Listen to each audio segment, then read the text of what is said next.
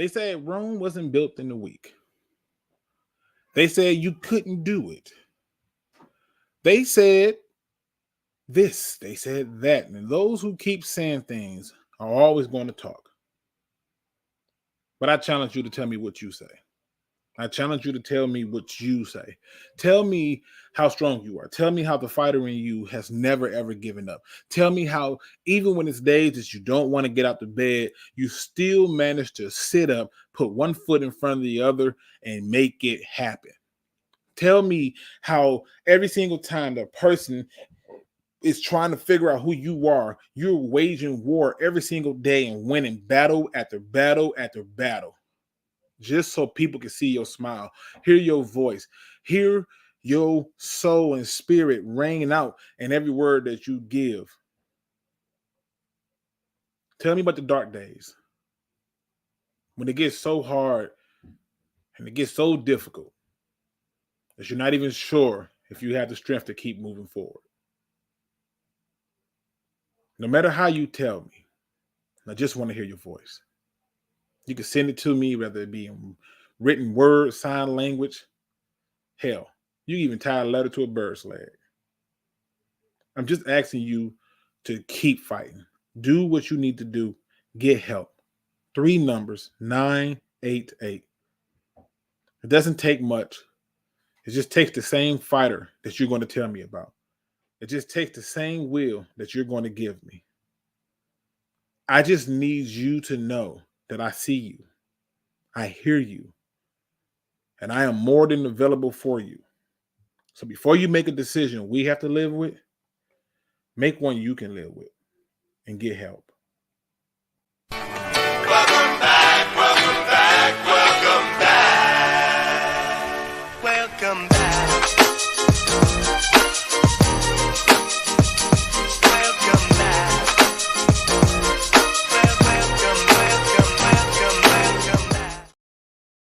Pride Nation, what's going on? What it do? What up, though? What's happening? Any other place you are, I can think of a way of greeting you. Welcome back to another one. People, I have been fighting like tooth and nail to talk about this kind of Lion stuff.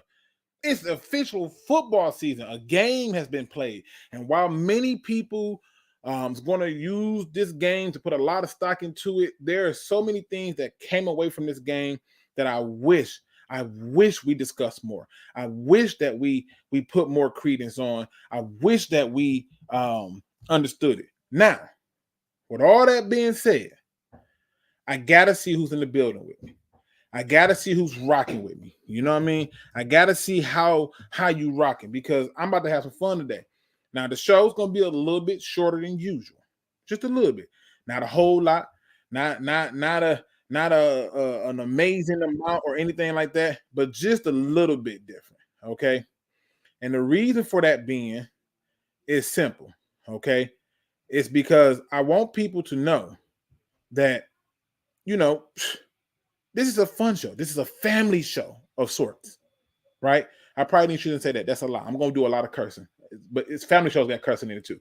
Let's see who in the building with me today, people. We got my man Giovanni Lion in the building. Easy Does It is in the building. Looney Tune is in the building. We got my man Hatter House 710 in the building. One Funky Lion fan in the building. Chrome is in the building. My homeboy over there at JT.Sports is in the building. My man's Mars is in the building. One of the greatest days on planet Earth. Shout out to you, sir. D-Map Zune is in the building. James Holyfield is in the building. Dat Fanman is in the building. Frog Crop is in the building. My man, I'm always botch his name, but I'm going to get it right. Junior Gitter is in the building. Ray Anderson is in the building. Paja is in the building. Joe Lewis 313 is in the building. What up, Luke? I'm glad to catch the live. I'm glad you're here. I'm going to try to leave Patty Luke back. I'm going to try my best. It's days where it's hard out here in the streets. Michael Kidd is in the building. We got Don 19 in the building. Listen, I got a lot to cover. Let me get my disclaimer out the way. Then we're going to knock this out. I don't give 2 flying nickels about preseason. Don't care. I can care less about preseason. My spirit for preseason left the year we went 4-0 in the preseason and simply proceeded on after that to go 0-16. I can care less about wins and losses and stuff. My evaluation of preseason is looking at people who are doing things that relates to football movements and football actions. Okay. Off rip. I can care less. Because if I start going down that road, you're not gonna like it. Because I'm going to address a general manager for some things. So as far as my assessment of Nate Studfield, he's who I thought he was. I was mad when we moved on from David Blau for him, and people told me, but he did this with the Yeah. So I don't care. Was there all bad with Nate Studfield? No. But it's one of the reasons why I wanted a quarterback. And I got a Hendon Hooker. We got a Teddy Bridgewater at this point, right? Like I can care less. My assessment of Jamir Gibbs, he gonna be a problem. He gonna be a problem. Shout out to my man Dan Spanos, 1991 Max Stag. Yeah, he gonna be a problem. All right. Now, I'm just gonna put it out here. Everybody talk this Elvin Kamara stuff. This is Javid Best. You know what? I'm not even gonna use Javid Best. You know who he reminded me of? It was LaShawn McCoy. That's who he reminded me of. A very fast LaShawn McCoy. When I looked at Jamir Gibbs, the first thing that jumped out to me was, we're not playing any starting offensive line. And in fact, I think his first carry, he got like tackled in the backfield, right? But I saw him run between the tackles, and I was iffy about if he can do that. And I was like, oh, okay. I saw him setting up blockers. I'm like, oh, okay.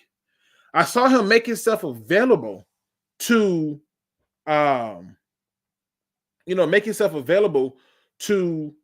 his quarterback when the quarterback was in those unscripted plays. And I went, oh, okay.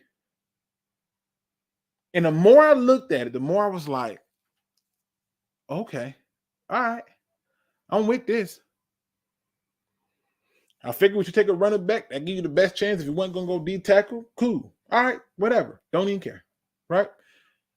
But I was so impressed because there was one play that I don't think people saw or talked about. I waited like hell to see if people would talk about this damn play, and no one did. No one did. They were so in ooh and ah of all the other stuff that they missed this one play. Let me bring this play up, okay? Let me make this nice and big. Everybody remembers the first play from scrimmage. Everybody remembers this, right? You know, him getting hit, the ball goes up, it's an interception. It was what he did here that made me the proudest. Let me slow this down for the people who weren't paying attention, because you're going to find a bunch of videos showing all the running, the catching. He even tried to throw some blocks. I wouldn't say they was the best blocks, but they were some blocks, okay? But let me just show you. Let's just look at my man right here. First of all, the guy goes to block him, he avoids it. This is what I'm talking about. Life reflects attitude of the leadership, people. It's what the mentality was. It's the mentality. He wanted you to know this is not your day. This ain't for you, young buck. We tackle here. Run it back or not. Make no mistake, in my best days, I did that. I was so proud of this one play. Oh, every time I watch it, he didn't have to go the extra step. He didn't have to do the extra, let me get you off your feet. No. Look, first of all, let me just show y'all something. This is textbook tackling. Look how low he is. He wants you to know. Ain't going to be no running through or no juking. And it's the most important part that y'all may have missed on all of this. Look at Dan Campbell admiring the effort of a in a preseason game, a game that don't matter, A game that don't count. A game that most coaches would have lost their stuff over. Our guy makes a form tackle on the turnover and then does this. Then Campbell they had to go talk to him. They had to go talk to him. People, he gonna be a problem. He's gonna be a problem. Ooh, he gonna be a problem. Y'all don't even understand. This is about to get real. This is about to be real, people. That was my perception of him. Jameson Williams, he still body catches. It's killing me softly. But that's why he's dropping a lot of these damn passes. He hasn't figured out how to strengthen those hands. And if he does that, he's great. But yeah, that was my assessment of him. He's rusty. He need all the snaps he can get to get into this rhythm and stuff. There was a particular play with him that ticked me off where I saw too many times something that I pointed out before we even got him, which is if the ball is not going your way, still run the route with conviction. And because the ball was not going his way, he just I don't know what he didn't even effort it. And the cornerback never bit. My assessment of the Detroit Lions backup offensive line. They're backups. That's my assessment. If you get one or two coming in with three starters, we should be all right. We should be all right. I don't see how you can make this anything more than that. You just need that. They're backups, right? Like that's it. My assessment of Sam Laporta. I saw where he was able to still get open. I saw where he made some blocks. They wasn't the best, but I saw some blocks. The drop pass, I don't care. I know most Lion fans are going to have a cow, but I remember ever since DeAndre Swift dropped that pass, people was on his head, and he had no fair shake or no fair chance. So, yeah, I can care less about that. You know what I'm saying? I can care less about that. But that's my assessment of Laporta. It was okay. Nothing there. Broderick Martin. I saw a guy who had some good and some bad. Nothing great, but I felt a little bit more. How can I put it? I felt a little bit more okay with what I saw because one of the things that I look at is when you're going against backups, if you are a backup or considered to be a relief guy yourself, if you're better than them, you should dominate them like they're nobody's business. Like my kids should not. I got kids, bro. They not dunking on me. They not finna sit up here and drop a dime on me with the football. You hear me? Like I should dominate them, and that's how I feel. And I thought there were times where he did dominate his opponent, especially in one-on-one matchups. I was very happy to see that in a one-on-one matchup. There was one play where he completely was not able to be moved in a one-on-one, and he held his own. There was another play right after that where they doubled him. Again, the double teams don't mean much to me because everybody runs different types of schemes that require combination blocks. So I don't go all hyped. Oh, they had to double him. That's not what they're doing. It's not like they're doing it to threaten. It's just part of the scheme. But, he didn't move. But then there was a play right after that where I think it was like third down, and my man Dog walked him damn near backwards. And I was like, I don't like that. But then there was another play where he disengages from the blocker and makes a tackle, and I'm like, okay, cool. I'm with that. I can get with that. So that was my assessment of him. My assessment of Jack Campbell. I thought that the broadcast, which sidebar, I was with the rest of the Michiganders who was irritated and agitated at how long they did the tornado warning coverage. I usually don't even watch with the volume up, but good grief, she wasn't talking about nothing. And she had already said everything she needed to say. They could have waited to a commercial and came back. They just drove it home. And from my count, it started at the top of halftime all the way until the fourth quarter. That's ridiculous. That's just ridiculous. Shout out to my man Dirty Glove Williams. What up, though? My man Antoine is in the building. My man TA, aka Raw, in the building. But I'm just saying, that shit was too long. And it was annoying and agitating. And I wasn't feeling it. I wasn't. I'm like, okay, we know it's a storm. Like, I get it. Like, anybody who's watching this know that they should, be careful. Like, I get it. But that irritated me. To bring it back home, the broadcasting hyped up Jack Campbell a little bit too much for me. I think there was some good from Jack Campbell. Yeah, he did a good job covering that guy out the backfield. I would have wished that he looked back because he could have probably made a play on the ball. But that's cool. That's cool. I'm with that. That was a good play. But there was two plays where I heard the broadcast and I had people in the chat telling me, oh, I'm crazy, where they credited Jack Campbell for a stop on a 4th and 1. And I was like, it was Jalen Reeves-Maybin. He was the initial person to get there that wrapped up the guy's ankle, and then Levi Onwuzurike, from what I can see, and Campbell came and cleaned it up. But that whole play stopped at that point. And I was like, all right, cool. Then there's another play where they were like, what another big play?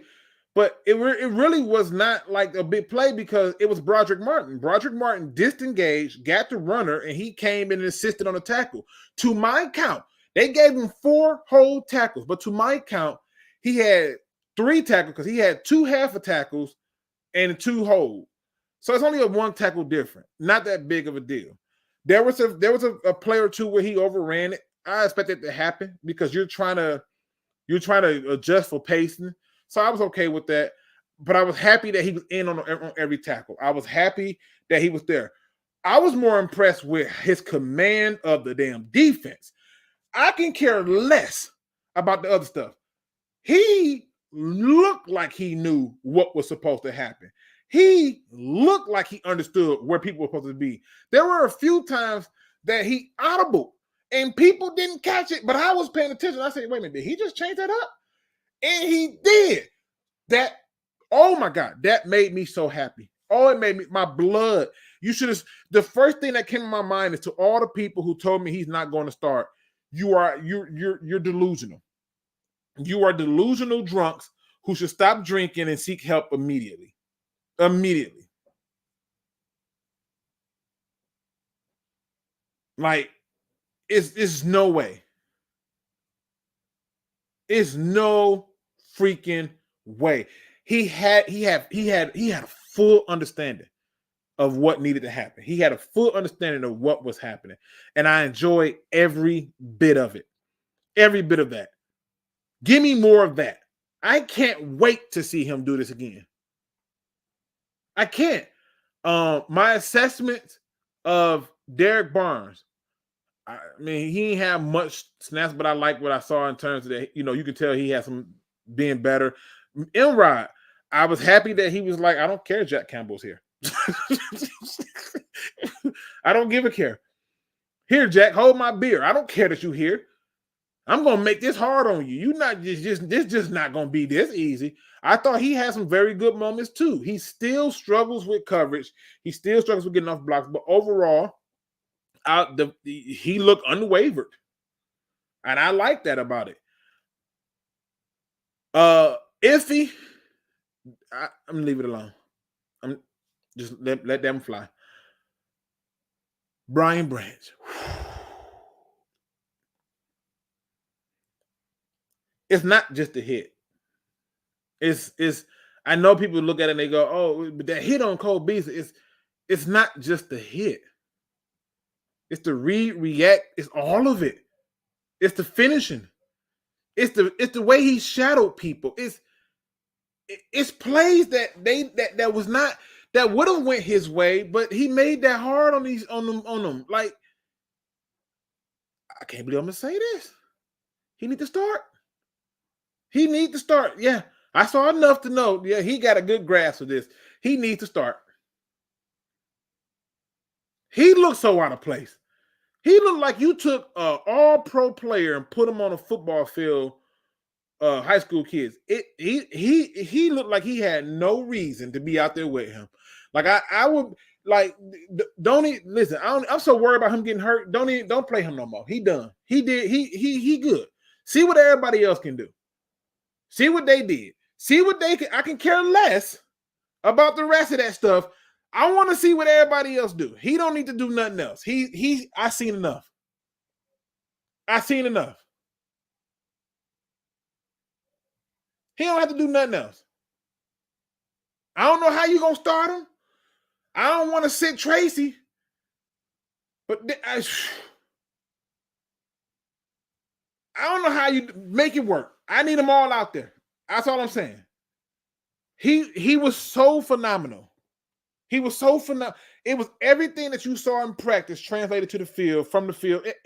It all came together. And I was so proud to see it. I was ecstatic to see it.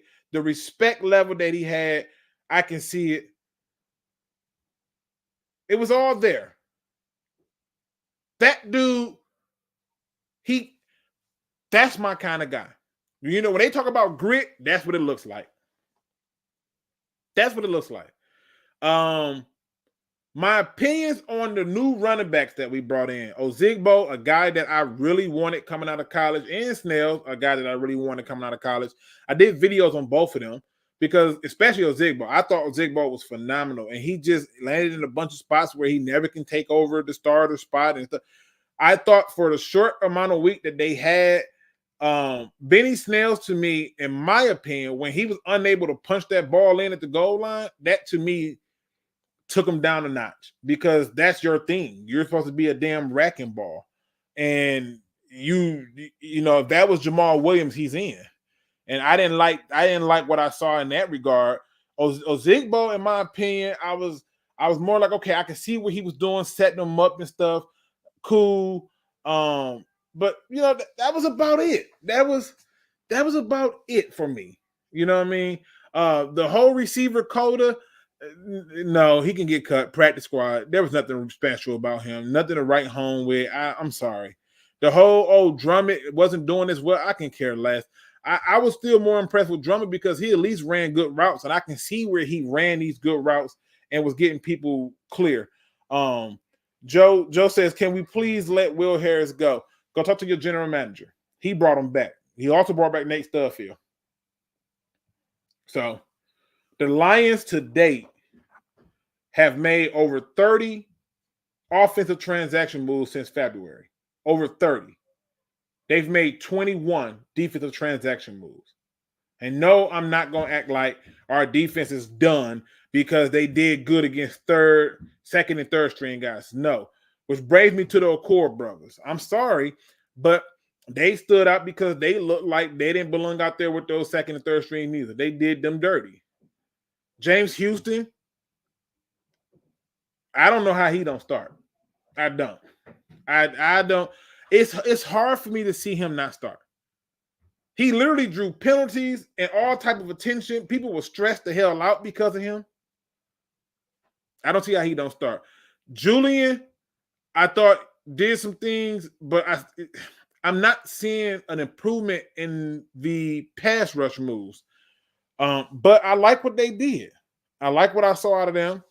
I thought they did okay. You know, I thought they did okay. Shout out to my man Mike in the building. He says, "What's up, Looks?" But I know he meant Luke. It's all good. But yeah, I walked away from this game and I saw people who did a lot of football stuff. I'm not even going to talk about the people who didn't do football stuff. I'm not going to get down on people like Matt Nelson because, to be truthful with you, from what I saw, and I can go back and show you, which y'all may not agree with this, but this is how I viewed it. I feel like that sack was on the quarterback. We can talk about Matt Nelson being what Matt Nelson is, but I feel like this is on the quarterback for two reasons. Now, right here,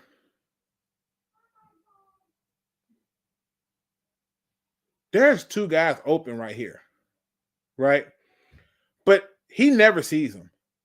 He is so dialed in to who he wants to throw the ball to that it's not even funny. And while Matt Nelson is getting killed, he doesn't sense this because he wants to take a shot deep. This might have been a play call that they called and asked him to do or what, but he knew that he wanted to take this shot deep. And in my opinion, this is on him because you had outs. Even right here, just pull the ball back. You were still trying to throw it. And before somebody say, oh, the ball was a lame duck, he's getting hit going to the ground throwing it. But if you look at the receiver, he really wanted, he was forcing balls. He was literally forcing balls to Jameson Williams. Literally. And the scary part is this.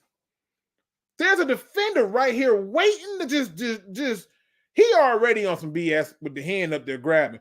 But he's waiting for that ball to hit his hand. Just waiting. And those interceptions was because he was forcing it. He didn't have to. Just one time for the one time, my man Gibbs. Ugh, stop playing with me. Running back or not, little boy. Okay, I'm off of that. Okay? But I feel like that was a little bit on the quarterback too. All right? So I get it. Matt Nelson was the easy target. He's the person that's easy to go after. You know, there's no way of getting around it. He was the easy person to get it. Chase Cota won't clear waivers if he's cut. So, why do I care? I'm not being funny when I say that. Why do I care? If he don't clear waivers, so what? We don't have space for him. I'm sorry, not sorry. Just look at your receivers. You're going to eventually get back Jameson. So cool. He's on the team. He's not going nowhere. So you got to count him. You brought in Marvin Jones. You got Amon-Ra St. Brown. You just read up on Cliff Raymond. You still got Josh Reynolds, who you read up on last year. That's 5. You traded for Denzel Mims, right? There goes 6. Like, I don't really care who is the 6th and 7th receiver. Not when I got this guy coming out the backfield. I added a tight end. James Mitchell, don't want to leave him out. I thought he showed a lot of good strides too. But still, just from what I can see. From what I can see, I don't think that I care if he's don't clear waivers. I don't. Receivers come a dime a dozen. You'll find another one. Trust me. You still got all these other receivers on the roster. There is no way that you can feel bad about it. You ain't got to tell me about Will Harris. Your general manager brought him back, whatever. I wouldn't have did it, but hey, what the hell do I know? That's probably why I'm not a general manager, right? But the reality is I can care less about the win. I can care less about it was the individual things that I saw that peaked for me. It was those things that I seen that I was happy with. But I'm okay with losing a guy like him. They gave Cota $100K. We paid other undrafted free agents more. He ain't the highest we spent on him, and we cut them. We cut them. Say we've paid. Go and look it up. We've paid other free agents more and cut them swiftly. He's not taking nobody's spot. I don't even think he's ahead of Drummond. I don't even think he's ahead of Drummond. So I'm just putting it out there. Mitch will make only by default. Yeah, he's gonna get in by default. I feel like if Shane never got hurt, he doesn't get in. What's going on, Mr. Hope? We talking about just the game in general. I'm just giving you the game in general, my feeling on each part of the game that I saw. I can tell you that it was funny because they brought in that guy, Tay Hayes. He plays in the damn game, and then the next thing I know, he cut. I was like, dang. He's already on another team already, but man, talk about not being here long. Good grief. How you feel about Levi? I was not as impressed with Levi as I was with Broderick Martin. Like I thought Martin showed that he was a little bit more out of place. I thought Levi was still getting his feel on. He was getting his feel for it, I feel like. And I don't know if they told him, hey, don't go too hard, but it is what it is. But I still didn't feel like he was somebody that really jumped out to me. Harris, Studfield, Nelson all suck balls. Your general manager brought them people back. I don't know what to tell you. All right. Branch gonna be nasty. Yeah, you ain't. Yeah, say less. Say less. Branch got my stamp of approval. I in my opinion, he don't got to play another preseason game. I'm not being funny, because I've been hearing about this stuff happening at practice, but to see it translate into the game like that, yeah, it's not even close. What up, though, Luke? We've been waiting on this one put up in the big screen. Hey, I appreciate that. I be trying to get to you. Listen, y'all don't understand. I love this. I love talking our Lions. I love talking football. It just work. You know what I'm saying? That work schedule is a different beast. It just is what it is. Levi looked better than I thought he would. He needs to make the team. We have too much invested in him. Well, I think he's going to make the team because he's going to be one of the interior guys, and that's why you saw him playing there so much. I thought Bonito looked like he was gassed too often. I remember I kept seeing his number, and I'm thinking, who is that? And I saw it, and I'm like,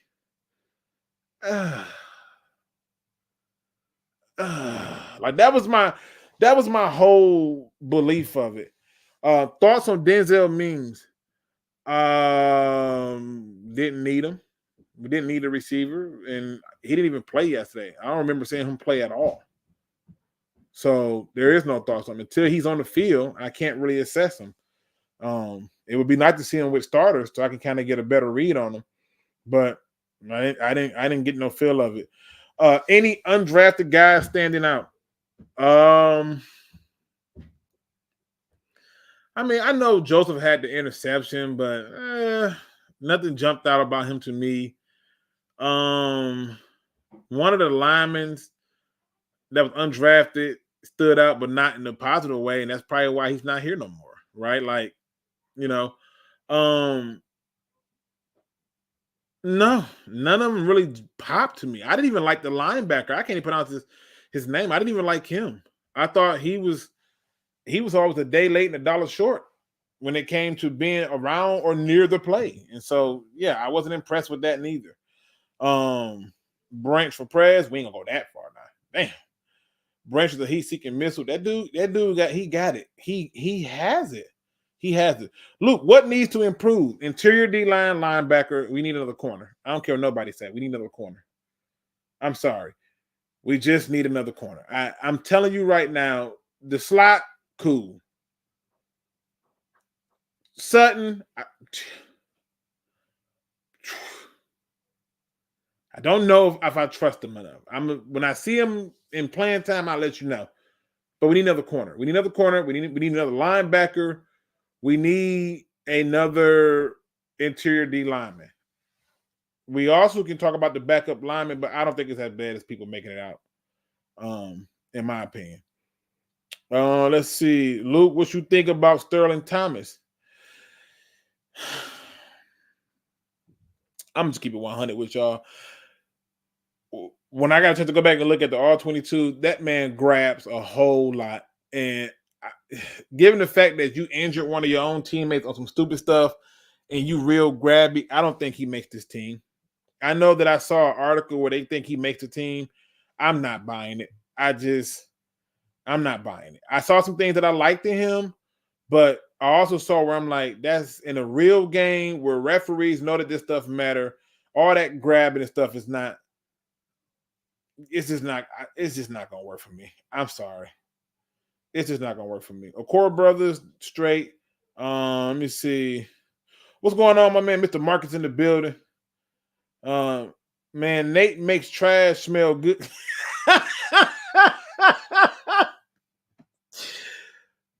All right. I'm going to give you that one. That's you. That's a good one. Why you think so? Because Mosley out. I think we need a cornerback because at this point, once you get past 1, 2, and 3, who's your fourth corner? Let's say, for example, Mosley already out, right? But let's say Jerry Jacobs is your 2, Sutton is your 1. Your slot is Branch, right? Or let's say it's Chauncey Gardner-Johnson, right? Like it's one of them, right? Who's your 4? Branch? All right, cool. But now who's your backup safeties? Because Brady Breeze looks like he might should switch to linebacker. And he'll probably have more success at this point. But, I don't see anything that jumps out to me to make me be like, oh, yeah, I'm good with our cornerbacks. And they don't see that. That's why they brought in Tate Hayes. Then they cut him, and I think they brought in another damn corner. You need another cornerback. You just do. Who needs to be cut? That's a loaded question. That's a loaded question. Don't he, seriously, I'm finna say something that's gonna really blow people up. All right, stay with me for a minute. I'm gonna tell you who needs to be cut, and I'll tell you why, and you're not gonna like it. I understand why people are not gonna like it. And you know me, I genuinely don't go with the masses on a lot of stuff. I generally come up with my own views, and I support my answers. All right. So Nate Stubblefield needs to be cut. Teddy Bridgewater needs to be cut. Luke, come on. What do you mean? We ain't got no backup. Hendon Hooker is not hurt. He's not hurt. I'm convinced. It's too much evidence to tell me he's not hurt. What I believe, again, this is a theory that could be wrong, but I believe this. I truly believe this. The same way I believe we never made it to the moon, I believe that Hendon Hooker is not hurt. I believe they're trying to avoid the fans turning on Jared Goff the moment he does one bad thing and start doing what fans always do, and that is chant for the backup quarterback. I believe that evidence supports my view that he's not hurt. All right. Super Saiyan Lion says, oh my effing God. Here we go. Hooker is freaking playing, bro. You mean he's not playing? Or you saying he's going playing? He's not hurt. So here's my proof. Here's my proof that he's not hurt. And JT says, man, let Hendon Hooker heal, Luke. He don't got to play this year. Ben Johnson is going to have Goff playing good. Ben Johnson may not be here after this year. He may not be here after this year. So off rip, it sounds good, but he may not be here after this year. Teddy will be Hendon's backup next season. No, he won't. We'll draft somebody by that point to be his backup.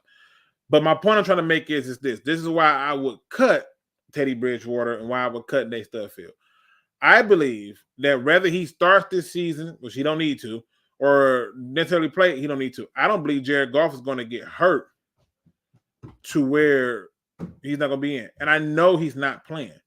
I'm just making the argument that I believe that he's not hurt. And if you believe that he's hurt, then by all means, believe that. But follow me on my logic for a second. Indulge me, if you will. Zach Ertz, tight end for the Arizona Cardinals, got hurt back in November. Week 10. Week 10, I believe, was November 10th of last year. He got hurt. He tore his ACL and MCL.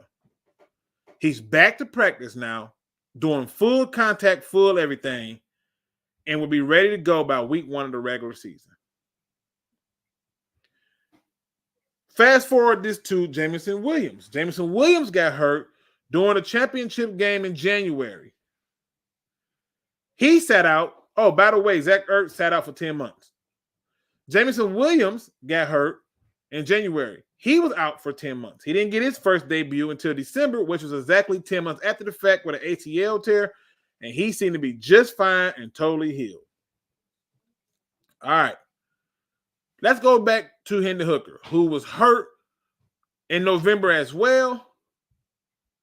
He's already shown signs that he can turn and throw the ball. He had a doctor confirm that he was there. The Lions didn't even put him on IR. They didn't even put him on a physically unable to perform list. They put him on a list where he just couldn't practice with the team, but he can still practice as long as it was afterwards without the team, which is what he's been doing. So, Luke, why would you want us to get rid of Teddy Bridgewater? Because Teddy Bridgewater ain't going to get in because Jared Goff not going to get hurt. But if he do, but he's not. He's not. Not with that line. Not with our run game. You forget how crazy it is that we still have David Montgomery to go with Gibbs. 100%. And I'm just showing you that when you do the timeline, based on what I've seen, okay, based on what I've seen, he's going to have 11 months past his injury where he's already been given a clean bill of health by the surgeon who did it, who said he's well ahead of his healing process and that he'll be ready by week 1. And all I'm saying is he's not going to play neither. But Luke, what happens? Well, here's the fun part. Why did the Lions fought so hard to get that third quarterback to carry for dress so they can have? That was a design thing because they knew they was going to take a quarterback, that they was going to sit in red shirt. I'm not chanting for him to start. I'm not chanting for him to play. But what happens if Jared Goff do go down and now Teddy Bridgewater got to step in? Who's the backup to Teddy Bridgewater? They're going to go with Hendon Hooker. So in my opinion, since he's already now hurt, in my opinion, let's go ahead and let him be the backup. Teddy is there to mentor. All right, cool. Man, Martinez done. He's going back to the practice squad where he should be. Just put him on back there. He's going back to the practice squad. But in my theory, I don't believe Hendon Hooker is hurt. All right, that's just me. Y'all may disagree. Y'all may feel like I'm tripping. I don't believe he's hurt. I'm sorry. I'm not sorry. He's not hurt. And for me, I'm going to let him sit back there and get it. But as long as he stay on that list, he still get a roster spot, but he's there in case of emergency. So, no. But Hendon Hooker, in my opinion, should just be the backup. That's just me. All right. People, you know me. I give everybody a chance to voice their opinion. Let me drop this thing in there. You want to jump in and tell me I lost my mind? Feel free. You want to talk about this game? Feel free. I'm all ears. Other things that popped off this week that had my attention when it came to the Lions was looking at this game in terms of it being in phases. I love the response that was given to kind of get themselves in a position to have a chance to win. But I also noticed that a lot of the plays that we call were like plays that we call like a long time ago. So they still holding that to the brass. I'm happy to see that they're doing that. But it is what it is. You know what I'm saying? He said, Dan, it's better. I want Studfield can go and Bridgewater can go. I have no doubt Hookers ain't there. I think they don't want fans screaming, we want Hooker. Because they watch our YouTube channels. They read the newspaper articles. The fans don't like Jared Goff like that. We have people, you know, like we have people who are like more two-sided when it comes to Stafford. People don't really give a crap about Goff. That's all I'm saying. John Jones says, I hear you, Luke. I think he's healthier than we are being sold, but let him chill until the end of the year or next. I'm cool with that. I'm just saying he can chill by being the backup. Because I guarantee you, if Goff goes down, he's gonna get his chance to shine. And once he get it, it's not gonna be relinquished. I just think they don't want us chanting, we want Hooker. Because if I can go back through my memory, every backup quarterback was better. I remember fans were literally ranting that they would rather have Sean Hill over Jeff Garcia and so many other people. Like the backup was always. I remember when fans wanted Gus Farrat, when fans wanted to see Dan Orlowski. I remember that. Fans, the moment things go bad, the backup's the better option. That's how they treat it. That's just the facts. And I'm okay with him sitting, but if we're talking about being able, if we're talking about sitting people, cool. You're going to carry 3 quarterbacks anyway because based on the rule that they got changed, they're going to carry 3, and that's why they have. If he was as hurt as he would be on IR. He's just not. That's all I'm saying. I don't believe he's as hurt. Shade says, could it be possible that Bridgewater is trade bait if he isn't cut? To who? To who? Everybody could have just signed him as a free agent. Trade bait to who? You mean like if somebody quarterback get hurt and they need somebody to trade for? Nah.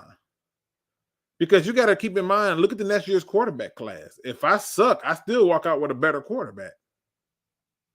The Bridgewater hype is a little strange to me, but whatever. little weird. Whatever. I'm just putting it out there. Hooker is healthy. Just keep him sheltered for now. I'm with that. You can do it as a backup. If you mean as OC, they are already grooming him internally. I mean, I think they know what they got in him. I think they know what his health looks like. It's funny that they keep him under the brass, and then he goes and do like all these little extra practices and stuff where there's no cameras and media and stuff like that because they're keeping it under wraps. This also can be a good thing because it's going to be like, hey, Goff better start to really ball out, or we're going to just move on to this guy. Like, they know what they have in him, in my opinion. Everyone needs a good hooker, but we must all wait till next year. Fair enough, but and I don't know if you need a good hooker. I mean, maybe you do. You know what? Take that back. Sometimes you just want to get it over with. I get it. Totally get it. This is no judge zone here. Totally get it. Hooker is nowhere better than Goff right now, or maybe ever. Who said that? Who said that? Whoever said that he was better than Goff or ever? Who said that? What I said is they're trying to avoid distractions and conflict amongst the fans' reaction to a quarterback.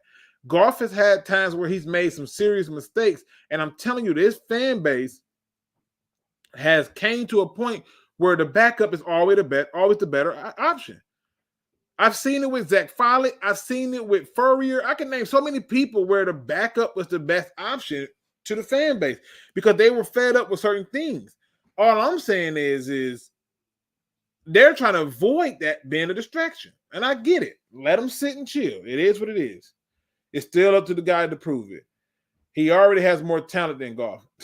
Oh, damn. I guess that's who said it. They're saving Hooker for next year's backup. Maybe.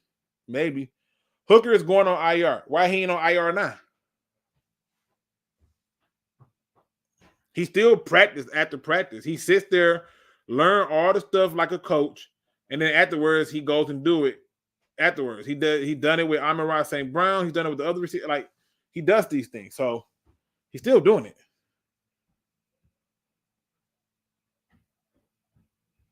Let me see.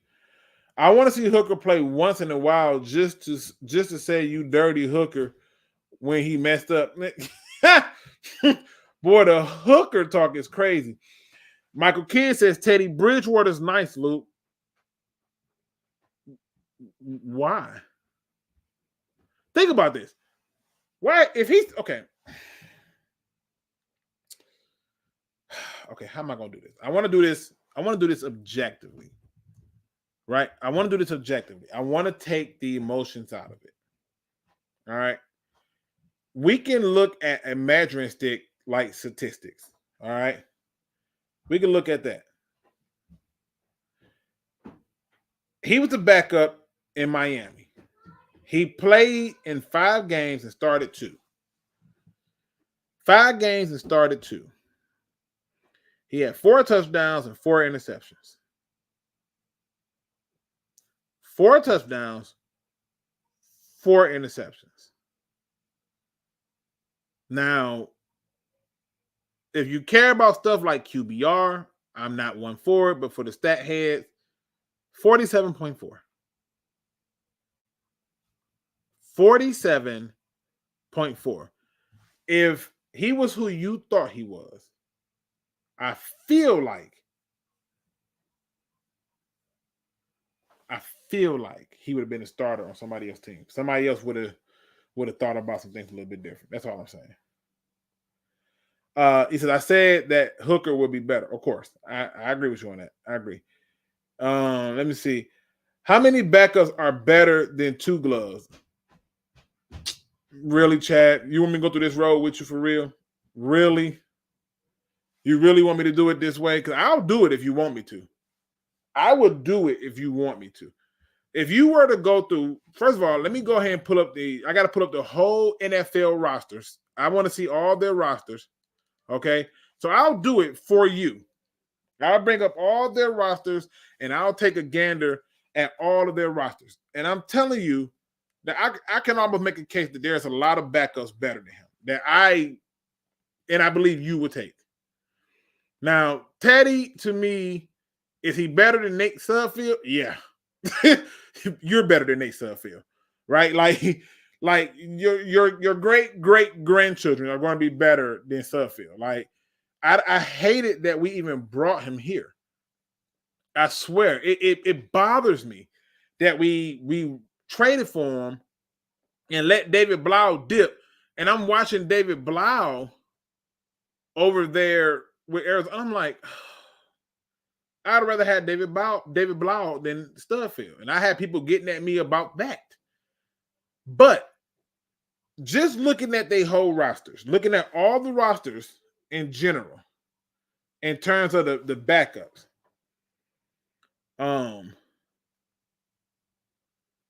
let's just look at it. Where should I start? Should I do it alphabetical order? How would you have me do this?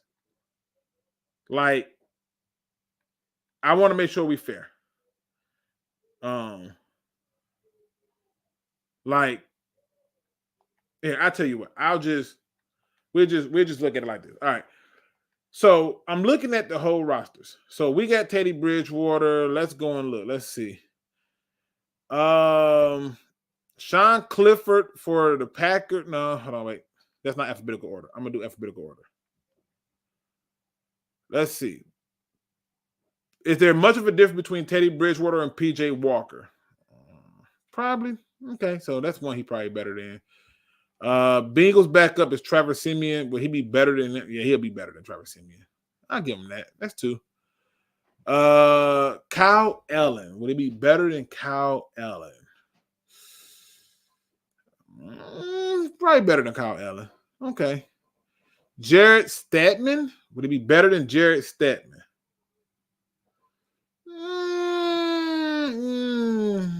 Yeah. Would I rather have him or Dorian Thompson-Robinson or Kellen Mond or Dobbins? I would probably rather have the rookie Thompson-Robinson over Teddy. So that's one. John Wolford, the Bucks, and Kyle Trask, I don't know because he hasn't played, but so for that purpose, it's sure. Colt McCoy, I think they're much of the same. Sorry. I know they got a rookie that they took out of like Houston, but I think Colt McCoy is much of the same. I would rather have the rookie Max Duggan than him, but it's a rookie. So how much can you say? Is he better than Blaine Gabbert? Yes. Is he better than Gardner Minshew? In my opinion, no. Nope. I would not. I would rather have Gardner Minshew over Teddy Bridgewater. So that's one. I don't know who's going to start for Washington. I don't know if it's going to be Jacoby Brissett or Sam Howell, but let's say it's Sam Howell and Jacoby Brissett is the backup. Would I rather have Jacoby Brissett than Teddy Bridgewater? Yes. Would I rather have Sam Howell than Teddy Bridgewater? Yes. I mean, You see, I was willing to cut him. I was literally willing to cut him. Cooper Rush, is he better than Cooper Rush? So Sam Howell's the one starting. Okay, so then he's not better than Jacoby Brissett, but it doesn't matter. Cooper Rush to me is weird.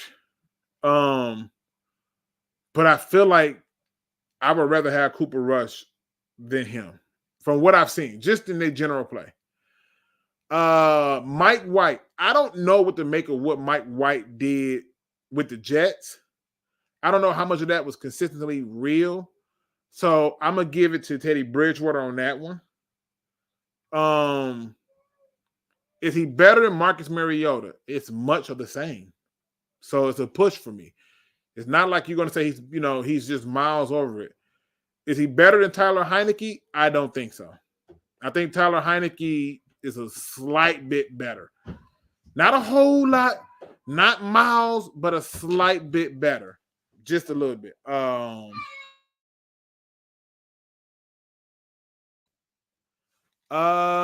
Is he better than Sam Darnold? That's debatable. Oh, man. That's debatable. Yeah. Hey, both. So, Sam has had some serious success, and he's had some serious. At this juncture, damn, who would I rather? So that's bad, but I'll probably get a nod to Sam. I probably would get a nod to Sam. I feel like Sam would. I'll probably get a nod to Sam. Is he better than Trey Lance? I don't know. I feel like I haven't seen enough of Trey Lance to make that call. Is he better than Tyrod Taylor? No. I would much rather have Tyrod Taylor than him.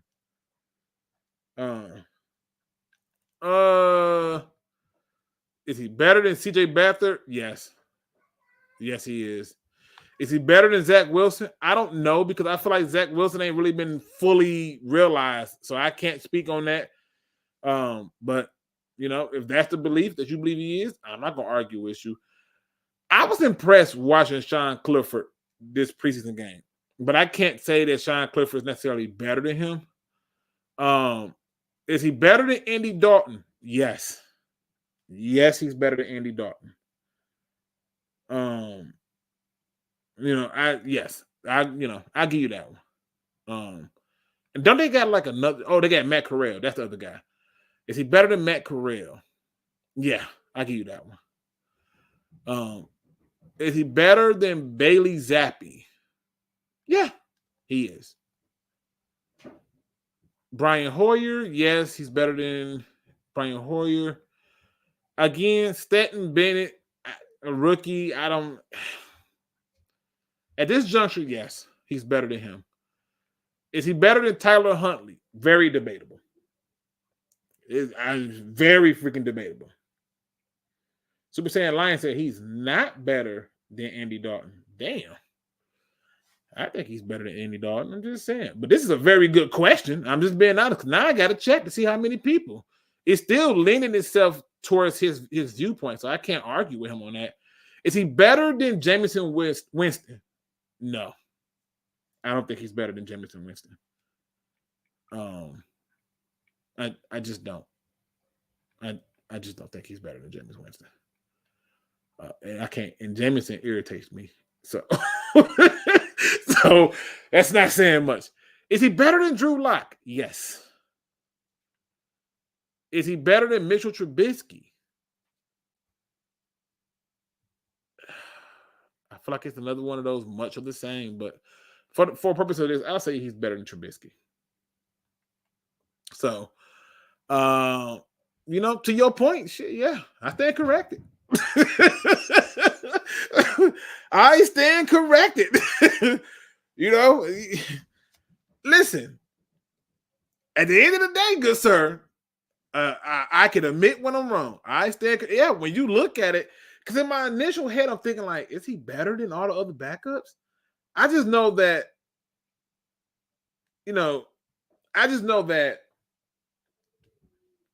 my man's Hooker is not hurt, but yeah, I give you that one. I'll give you that one. Shout out to you, Michael Kidd. Chad. Good call. I can't get mad at you. Dalton had more success.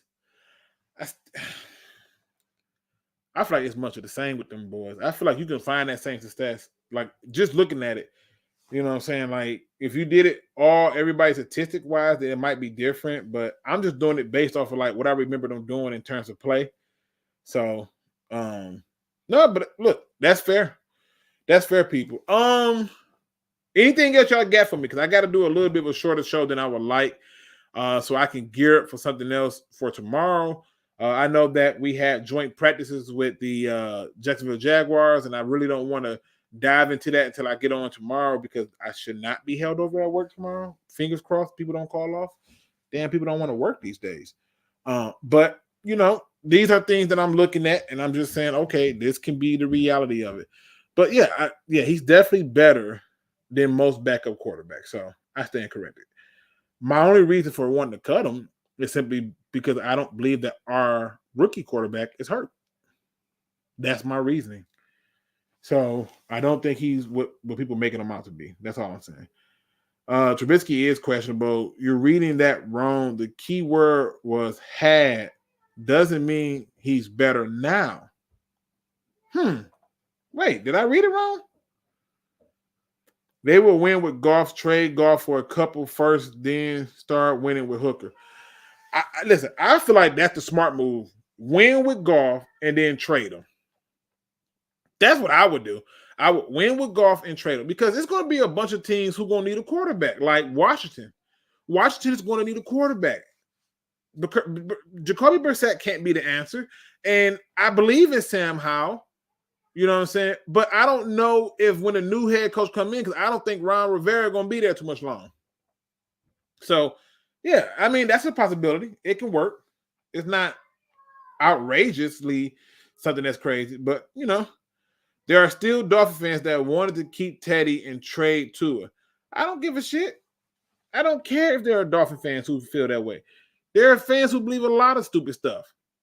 There were fans who thought it took 3 years to change culture. Remember those people? Remember how many days I had to fight with people to prove to them that it don't take 3 years? Remember, there were people who said you can't fire a head coach after year one. Meanwhile, we've watched a number of teams fire their head coach after 1 year. So I'm just trying to make it be clear. I can care less what the fans think. You can't trust what the fans' thoughts is, including mine. But my goal is to try to talk about things objectively. That's why when he made that point, it was a strong point. I can't fight that.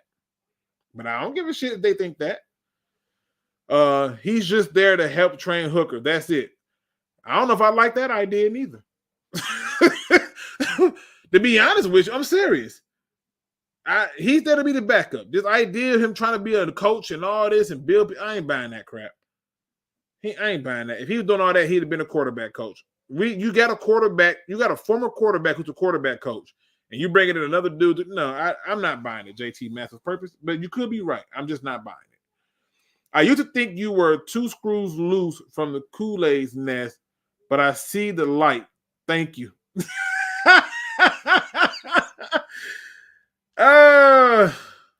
I try to keep it objective.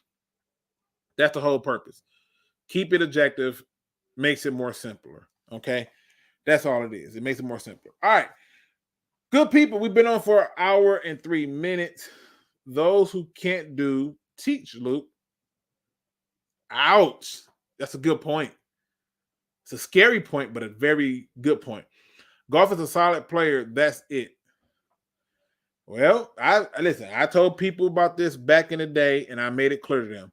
If Jared Goff is who you thought he is, right? Like if this is the guy that you think he is, and he's all these things, then what you're telling me, because this is the guy that you think he is, what you're telling me is that, how can I say this?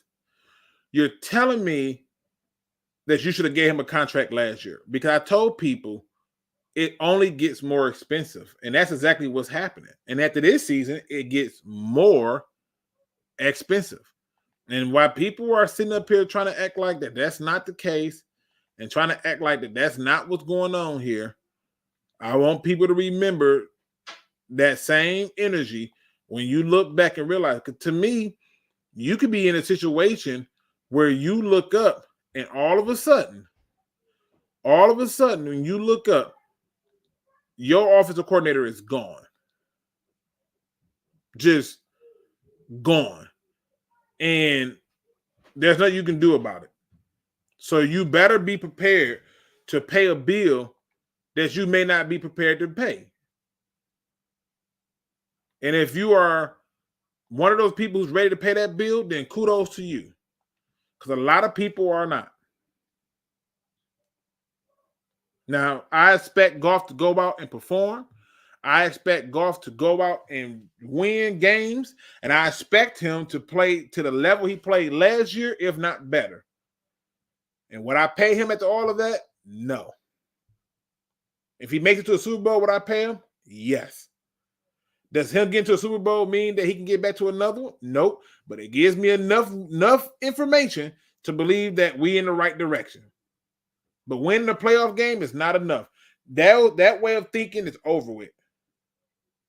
That way of the small victories are awesome to have. But I need more. Dalton has passed over 17,000 more yards than two gloves and 244 touchdowns to his 75 from two gloves. Yeah, I mean, like I said, it depends on how you measure it, Super Saiyan. If you're measuring it based on statistics, then yeah, it's probably going to change it. I'm just going by what I remember. I look at big moments to determine if a quarterback is there. Big moment in situational football are a huge key contributor for me in a quarterback. You know what I mean? Those are things I look at. But I get what you're saying, though. I don't think, you say anything wrong. Luke, can Goff win you Super Bowl, yes or no? Yes. Yes, he can win you a Super Bowl. Yep, I do believe that. The problem is any quarterback with the perfect storm can win you a Super Bowl. Trent Dilfer won a Super Bowl. Joe Flacco won a Super Bowl. Rex Grossman got to one. You just had to have the right situation. Jake Delhomme got to one. But you have to look at these things and say, all right, are these people who can do these things and do them at a higher level? Sure. I don't know if that's the case for me. Do you see this team making it to the NFC Championship game? I don't.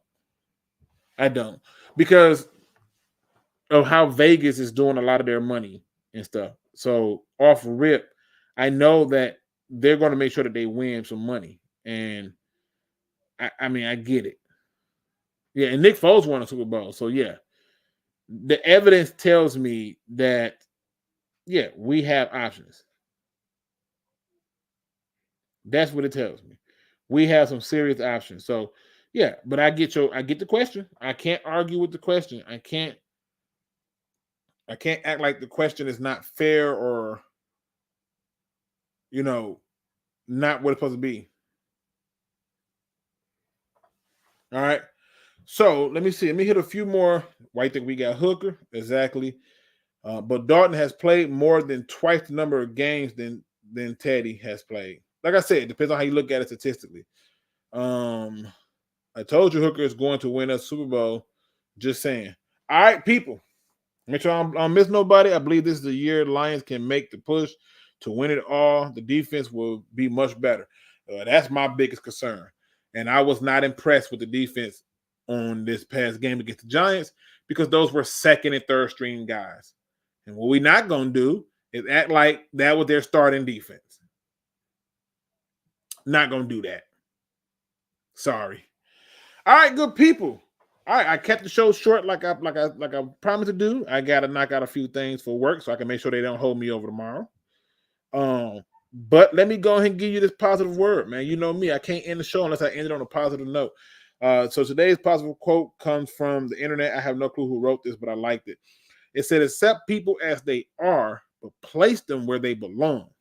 You are the CEO of your life. Hire, fire, and promote accordingly. Let me get into it. Accept people as they are, but place them where they belong. And some people don't belong in your circle. Some people are living a triangle life, and you need to let them go on over there. Live that three-sided life. Enjoy it. Those people who want to be in the box, let them be in the box, but you are infinite. This is why when people get married, they get a ring. It represents an infinity amount of times that your love is supposed to be. That's how you got to treat people. There are some people who are next to you right now who get upset when you do better than them. They're constantly comparing themselves to you, and you ain't putting them where they belong. You're not hiring, firing, and promoting them accordingly. There's some people who may not call you as much, but they call you and seem to be always at the right time, and they always seem to be happy with every little bit of news. You clip your toenails, and they can't seem to do nothing but be excited for you. They are not getting promoted. I'm simply asking you to do a survey. Take time to survey your friends, even your family, hell, your job, your co-workers. See who's around you and continue to be the CEO of your life. Hire those who lift you, build you up, make you better, put you in a position to be something that you never thought you can be. Fire those who can't see your joy and celebrate it without them having their own joy. Fire those who want to see you fail. Fire those who every time you tell something good happened, they hit you with I wouldn't have did that. I didn't ask if you would have did it. I told you what I did. Promote those who don't seem like that they're much, but they seem to be always on time. You see, when you are the CEO of your life, when you're able to accept people as they are and put people where they belong, your business runs different. It runs more smooth, more powerful. I'm just simply asking you to take a moment to be the boss that you've always been. Because when you do that, the hiring process becomes easier. With that being said, ladies and gentlemen, hit that like, subscribe, notification bell. And as always, don't be no chump. Please do your research. I'll be back at it again tomorrow.